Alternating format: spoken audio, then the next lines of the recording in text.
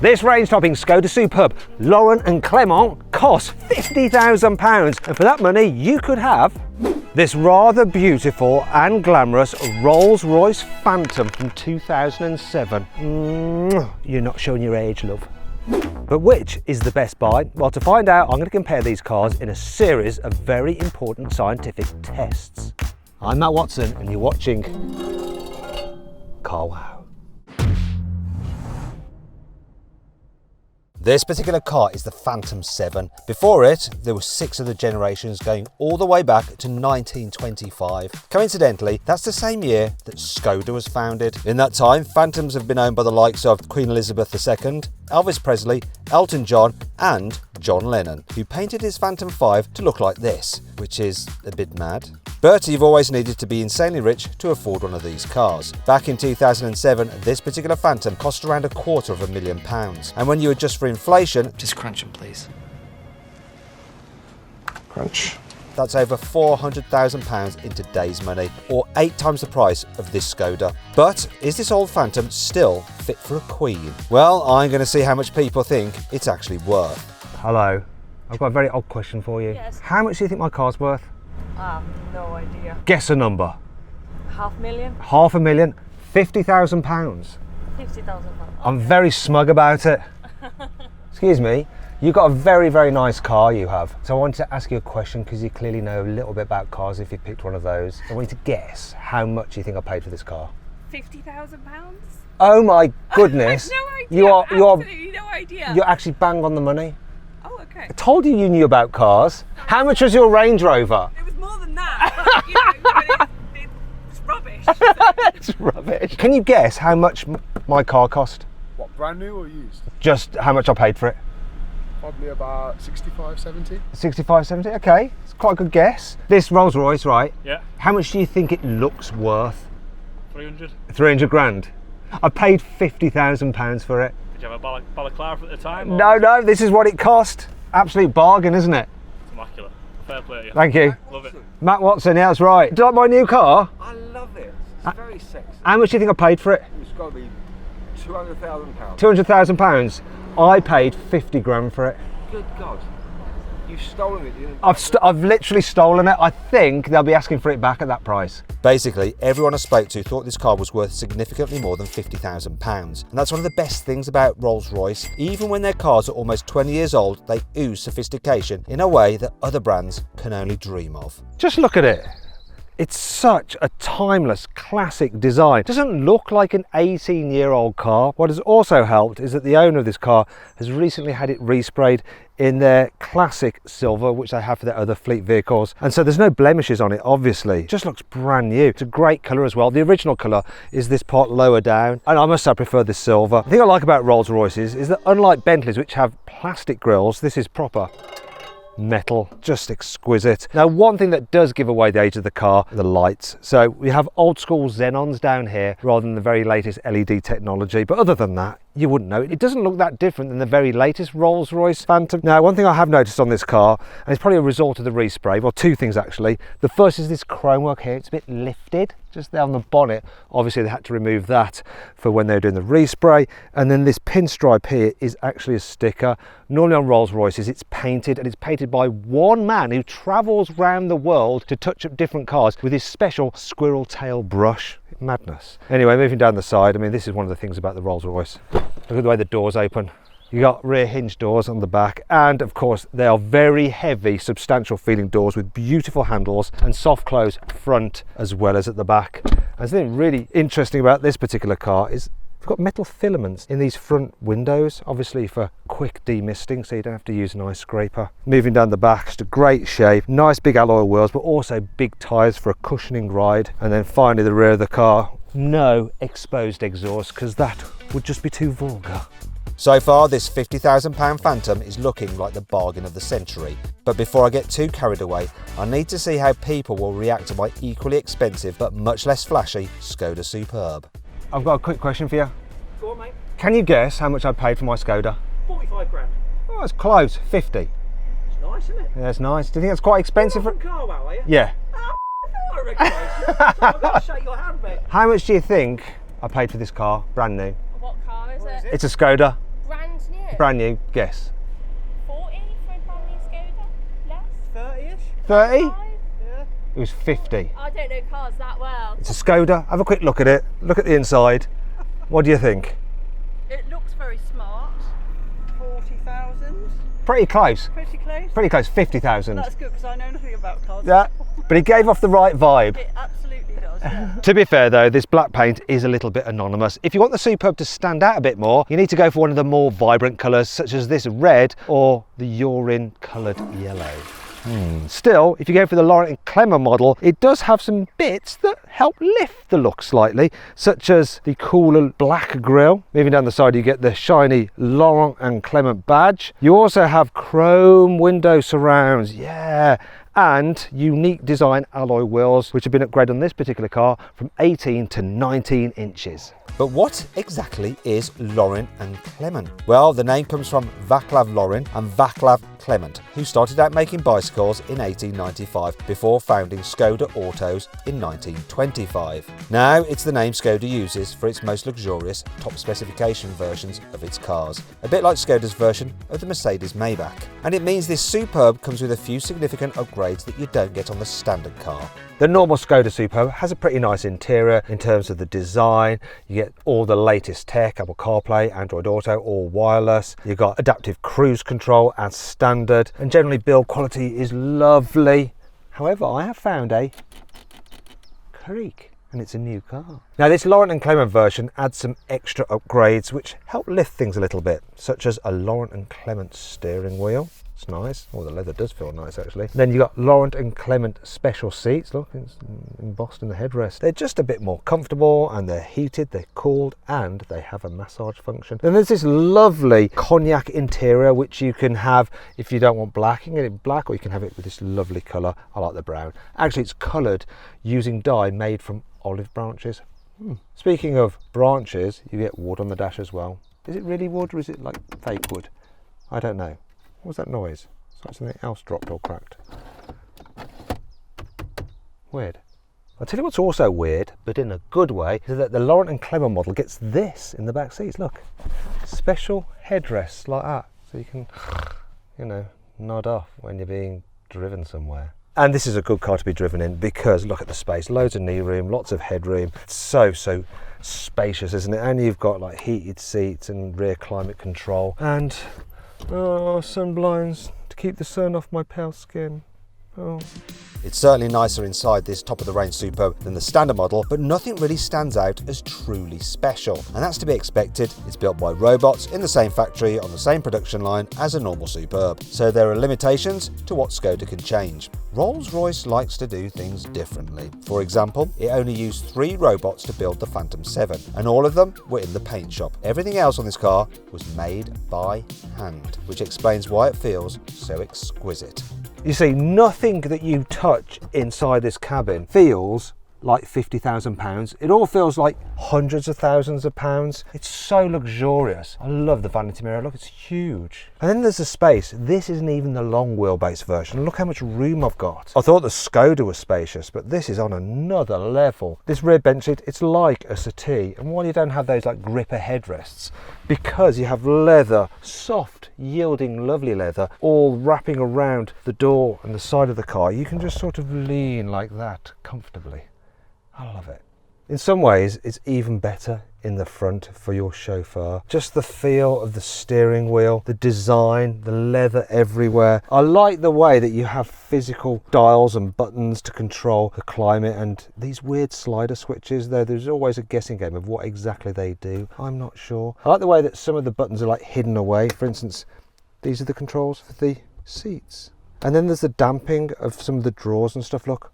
Oh, that is so satisfying, the way the ashtray opens. Look at the quality, the cigarette lighter. Sorry, the cigar lighter. Yes, great. Let's just try something else. So there's another drawer here. Look at that. And what could be in here, I wonder? There's a keypad for a mobile phone. Let me just check something. So in here, look, it's an old school Nokia. That's retro, isn't it? And we also have some other storage. If I press this button, that's your main glove box. And then this one with a lock in it is your lockable cooled glove box. And that brings you on to something that's not so good about the Phantom, boot space. Rolls-Royce says its 460 litre boot can carry full 4-size golf clubs, which sounds like a lot. But what if you need to carry 5 sets of golf clubs, or you don't even like golf? Well, the superb 645 litre boot can easily carry 8 suitcases. So how many can I fit in the Phantom? 1 less suitcase. But there's a very good reason for this. Skoda has always focused on making cars as practical as they can possibly be. And by doing this, it invented some very cool things I'll show you later on. But since Rolls-Royce was founded over a century ago, it's been working towards something completely different: engineering perfection. To illustrate this, I have £2 coins. I'm going to put a £1 coin on each car's engine. So this is the Rolls. Go on, stay up, step, yep. And then I'm going to put one here on the Skoda. Okay, stay, come on. Oh, there we go. Now I'm going to get 2 coin catchers. These are my coin butlers. If you get ready, and when the coins fall over, if they even fall over, we have people to catch them and put them upright. Now what I'm going to do is start the Skoda engine, and we're going to start the Rolls-Royce, and we'll see how long the coin stays standing. Then I'm going to tell you the information you need to know about these engines. Okay, so here we go. I'm going to start the Skoda, start the Rolls.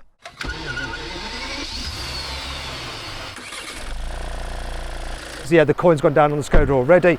Right, so in the Skoda we've got a 2 litre 4-cylinder turbo diesel, puts out 190 horsepower and 400 newton meters of torque, drives all 4 wheels via a 7-speed automatic gearbox. In the Rolls-Royce, you have a 6.75 litre twin-turbo V12 with 460 horsepower and 720 newton meters of torque, driving the rear wheels via a 6-speed automatic gearbox. Give the Rolls some revs. It's not even falling over now. Has that stayed up? Look, the Skoda's finally stayed up. Oh no, the Rolls' coin fell over with a bit of revving. This even on tick over. Wait, there we go. No. Right, give it some more revs. More.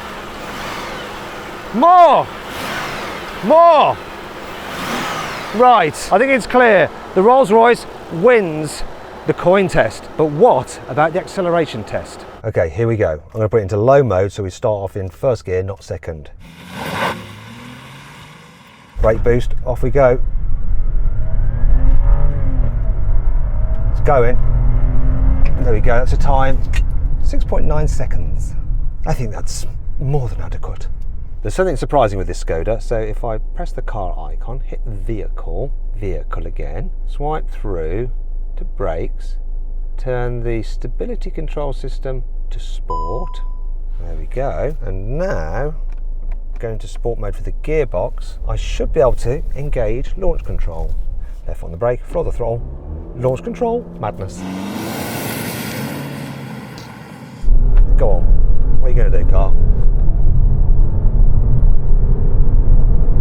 There we go. 0 to 60, 6.9 seconds. It's not bad when you think that this 2 litre diesel Skoda Superb accelerates at the same speed as a 6.7 litre twin turbo V12 in a Rolls-Royce. But what they're definitely not is similar in size, and to see the difference I'm going to use my specialist measuring gear.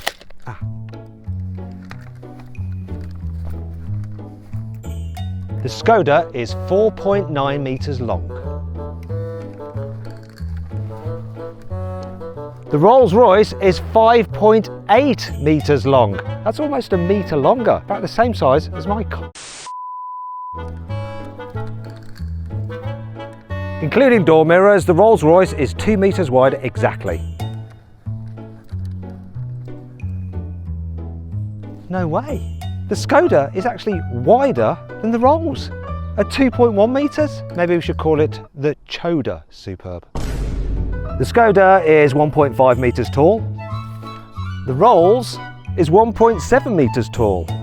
But this Phantom isn't just taller than the Superb, it's even taller than a Skoda Kodiaq, and that's the biggest SUV the Czech company makes. And this has a huge impact on how much it weighs. This Superb tips the scales 1,664 kilograms, which is pretty light for a big diesel saloon with four-wheel drive. This Phantom, however, weighs a whopping 2,485 kilograms, and that could have a drastic effect on my next test.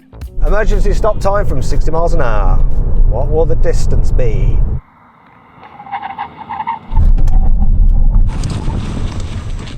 That was a rather impressive 34 metres. That is very good. I'm worried about this, but let's do it anyway. Oh, a lot of ABS, a lot of ABS. Is that going to be a long distance? 43 metres in the dry. Dear. That's what you'd expect in the wet from most cars. In fact, it's quite long for a normal car in the wet. But Rolls-Royce doesn't really care about sporty driving. It's all about ultimate luxury. And there are plenty of very special features in this car that feel supremely luxurious, even by today's standards. You have a stylish Rolls-Royce clock here in the centre of the dash, but when you open this compartment here for the iDrive controller, it flips around to the screen, though obviously the tech is a bit dated. You have these picnic tables, or maybe the work tables, here in the back of the car, but they also double as TV screens. You don't have plasticky grab handles, you have leather grab straps, and look, they're damped. Oh, satisfying. At the press of a button, you can make the flying lady go down on you. Oh. Got a crap chauffeur and can't be bothered to reach the door to shut it? Press this button. And finally, there are umbrellas in the rear doors. And they are mighty fine umbrellas. Oh, quality. But not so fast, Rolls-Royce, because the Skoda Superb also has umbrellas in its doors. Look! Though, they're not quite so posh. Also, while the Rolls-Royce may have those screens in the back, in the Skoda, we have these bits of plastic. They're useful because look, how's this going? And there, look! Put my phone in it. Can I?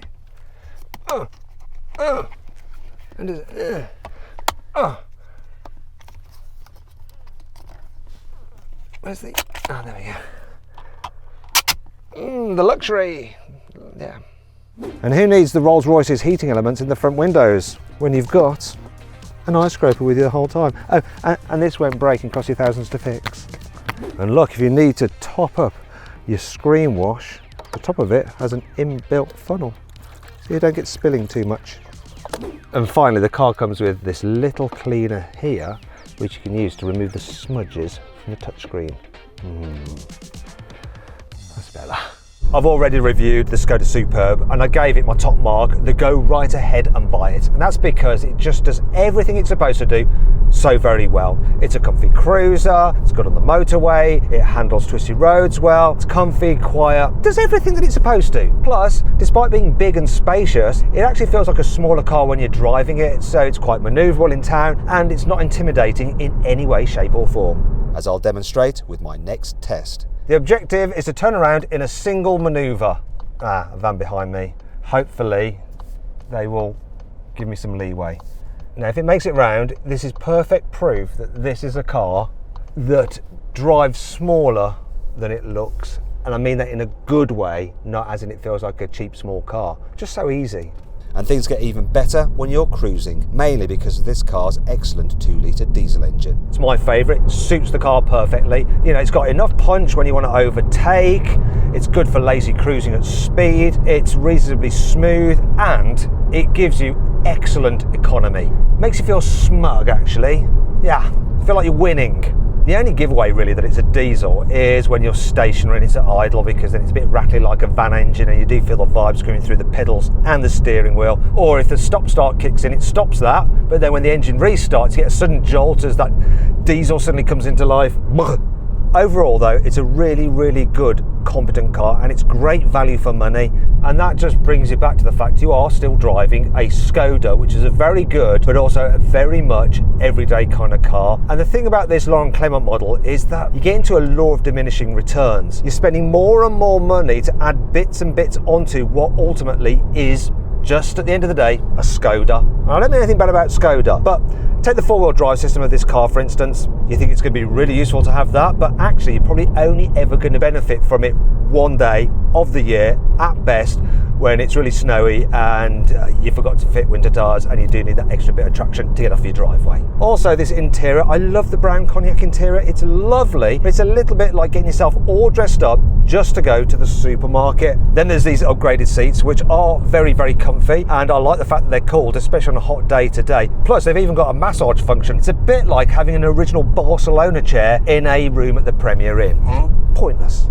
But that doesn't mean that having a Skoda Superb is pointless. Just the fact that throwing lots of money at it to get some extra kit doesn't make sense for the type of car it is. And really, the standard car is just so good as it is. The only thing you really want to add to it is the adaptive dampers of this car, which you do get as standard on the Laurent Clement model, because they just add an extra layer of sophistication to the way this car drives, makes it more comfortable. It feels a bit more like a premium model, such as an Audi, in the way that it goes down the road. But just pay the extra and get that fitted optionally to the standard model. To be brutally honest, being a Skoda, this Superb is never going to be as ultimately desirable as an Audi. And while this isn't the kind of car that I actively want or desire, I do massively admire it. You know, I recommend it to lots of people, and I admire the people that do make the right choice and buy one of these cars. They're the kind of people that make sound financial decisions. They're the kind of people that invest in index trackers rather than trying to show off by beating the market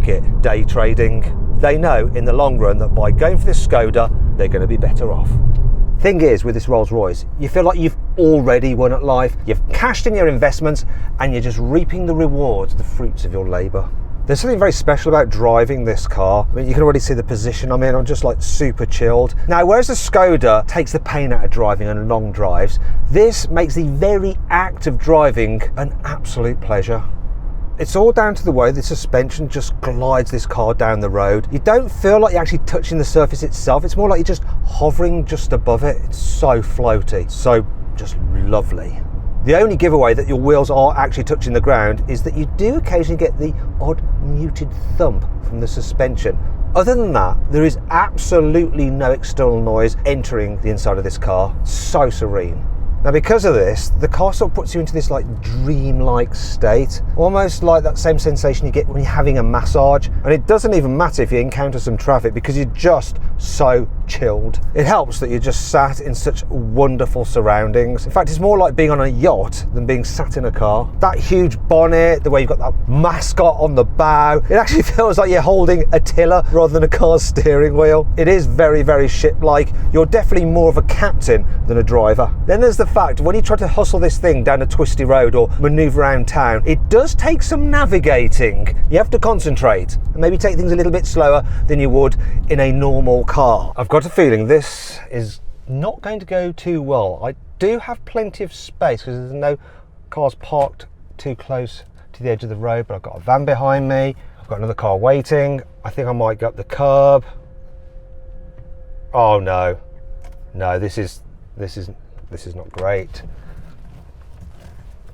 Hopefully not going to get into too much trouble with other road users. They might forgive me because I'm in a Rolls-Royce and it's all going to be fine. There we go.